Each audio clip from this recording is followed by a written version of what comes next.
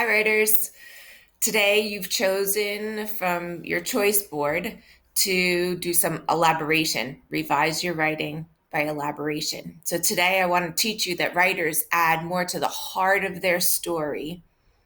Now, the heart of your story, remember, is a really important scene, maybe the most important scene, like where the problem is solved in your story, or where your character learns a life lesson. And you're going to look in the heart of the story. You're going to put a heart on that page because it's so important. And not only do writers include actions and dialogue, which we worked on last week, but also we're going to add thoughts and feelings to make their writing exciting. Let's take a look at what that looks like. I'm going to give you an example of that. So I chose this scene here, scene 5, where where the cousins arrive late one night, right? And Jesse's waiting and waiting for them, and they arrive late one night and they bring the iron, and then they stay to help him do that big job. So here's our writing, and I thought I did a pretty good job with this because I added action and dialogue. And it says Jesse sat straight up in his bed. His bare feet slapped the floor as he rushed to the window.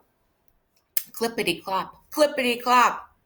Notice how I capitalize that, make it really loud. Horses were approaching. Closer and closer they came until Jesse could just make out 5 figures on horseback and one huge wagon bringing up the rear. You know what was in there, right?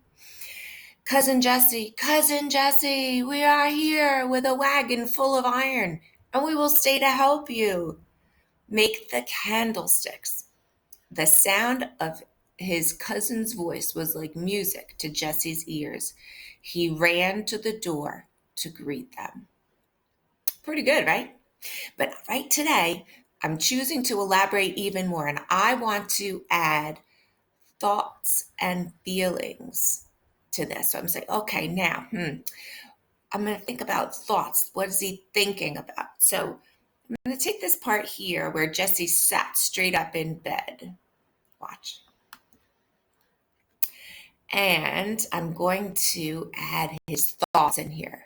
Okay, this is going to help my readers really know what's going on inside Jesse's head, get to know my character. And that makes the writing so much more exciting when you know what your character's thinking, right? And as authors, we can do that. We can put we can show what's going on right inside their heads. So here we go. Here's what I added. I added his thoughts. Jesse sat straight up in bed.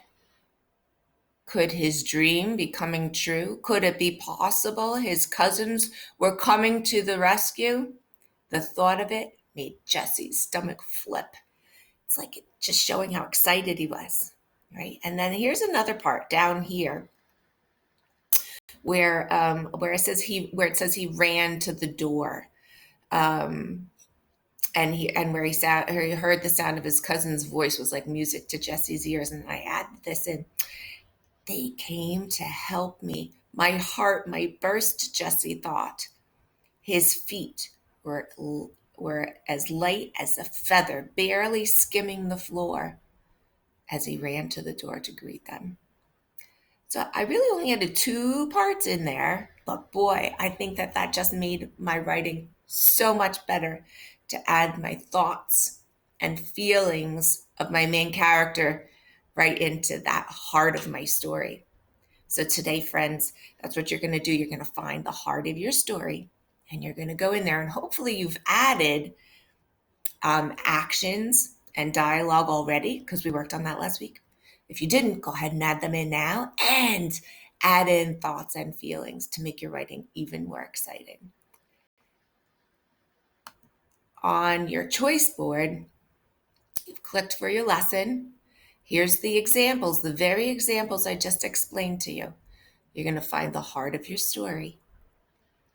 And you're going to add thoughts and feelings, just like I did. If you don't have dialogue and action, you may want to add that too. All right, off you go, writers.